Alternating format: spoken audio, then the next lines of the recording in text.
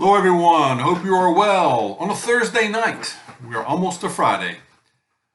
I'm going to talk about a serious matter. If things keep going the way they are, if we keep going down the path that we're on right now, I think we're in for a huge, very dangerous, bumpy ride, y'all. That's putting it mildly. Mildly. So I'm going to talk about this a little bit. We need to be prepared for that as much as we can. And of course, I'm going to have this one, I'm going to have a very powerful verse towards the end of this video, so stay tuned. But first, I had a question rolling around in my head today, well, for the last couple of days especially. Are more people waking up? I'm inclined to think that more people are waking up, but not enough. That's my best guess. But the reason I've been thinking about it is I've just been concerned about it anyway. But twice in the last 2 days, 2 times over the last 48 hours, 2 days, I've overheard some conversations talking about the way things are going, and it's not good. These are just random people. One was in a store. One was in a parking lot. Okay. And I'm just wondering if more people are, trying, if they, I struggle to understand why more people aren't awake anyway. But I mean, if they're going out and getting stuff, if they're going out and getting even just groceries and see what's going on, they can see that we are just being drilled into oblivion, man. I mean, but the first one was at a store, and I was waiting in line to pay for my stuff. I'm out in the community lot. I ride around in my job, so I'll stop and take a break and grab something, here and there, and go to the bathroom. But I was waiting in line to pay for my stuff, and there were some people behind me, and I just overheard. I didn't join the conversation, nothing, of course, but I just overheard them, and they were just talking about the economy and how things are just going down, and they were just very worried about how it's affecting them and how they're going to deal with this, and they may be losing their job. They're worried about that.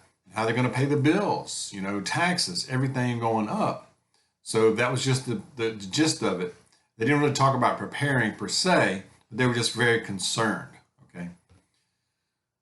The other time was this morning in the parking lot when I going into work as I was walking in. It's a large parking lot, and I park in the farthest away, so I get steps so I can more than I can walk, kind of, and that's something I need to do more of anyway. But anything to make me walk a few more steps is good. So walking in about halfway through the parking lot, there's a couple of people talking. I think they were clients. I do not think they were employees where I work. However, not that that really matters, but they were talking, and so I just caught part of it because I'm walking by. I kind of slowed down a little bit because I wanted to hear what they were saying. But they were saying the gist of it was, and I heard one guy say, he asked a question to the other person. I don't know, is our country going to last 2 more years? Are we still going to be here? Are we still going to be a country 2 years from now? And I presume they were talking about midterms and then talking about the next general election. And that was the gist of it. And then I heard something about all the money that we're sending to Ukraine and all over the place and just the wasteful spending. And so, but that was the big line that one, and then the other one saying, I don't know if we're going to last. Are we going to last 2 more years? So these are just random, just folks, just folks talking about it. Now, I know those are just two instances, but it just makes me think that more and more people they may not necessarily be talking about it, but they're thinking about it and they are aware that we are in trouble here. Okay. All right. This push, okay, this push to ditch fossil fuels and just flip a switch and just go directly from the way we have energy now to just this renewables or whatever they want to call it, net zero, I don't know. But if this continues, we continue down this path, we're in big trouble. And I was watching a Glenn Beck video earlier, and they were talking a little bit about it. and made some good points. This has been on my mind anyway. But, and they were just talking about how, there's this shift. They want to just cut everything off, cut everybody off at the knees with no viable energy replacement. Okay, there's no way you can ask people to buy EVs, charge up their vehicles, and then at the same time, on the same day, say that you got to cut back on your electricity because we're going to have to do rolling blackouts. No, it doesn't work that way, of course. But that's what's going to happen if they continue, though. Okay, we can talk about it, but it's going to happen. If this happens, if this is allowed to continue and take place, we're in deep, deep trouble. Okay, I could say another word, but I'm not. But that's how society, we are increasingly reliant on energy, technology that requires energy, our vehicles to get around, so our mobility, the way we get food, business, our work,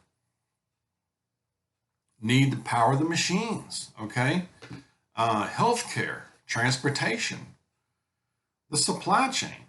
All right.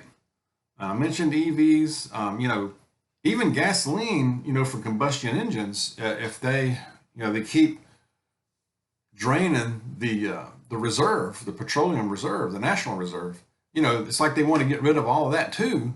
And now you wouldn't have gas or power to charge up your EVs. Guess what? You can't go anywhere. Maybe that's what they want. Maybe that's the goal. Restrict or just cut off your mobility. Okay. At least that's the way it looks like to me. I mean, we're back to horse and buggy, riding a bicycle, walking. But this is, if this is not a wake-up call to see what's going on, and see what path we're on here, more people need to see it. More people do. We would have chaos. I mean, think about it. If this is allowed to continue and take place, life as we know it will be totally different. Totally different. Okay. Think about total lights out. Think even a rolling blackout for I don't know how long. I mean, 8 hours a day, 2 days. What about people who are on medications that or have a health issue where they need to be climate controlled? What are they going to do? Then you need to be able to get around to get them somewhere. So there's a lot of factors here. The supply chain, and it's not like this would be a little personal SHTF. Well, it would be in a way, but it's not like you get laid off and now you're down one income. It would be much worse than that. You have none. You have no ability to have income. So, and even if you're prepared, and we're pretty prepared here, especially for even a rolling blackout or temporary, all that, we're fine. But what if it's prolonged? What if it's days, weeks? And you might be prepared, but your questionable neighbors are not prepared. All right? You got to look out for them, and you got to look out for them from them now. I mean, so think about that. Everything would stop.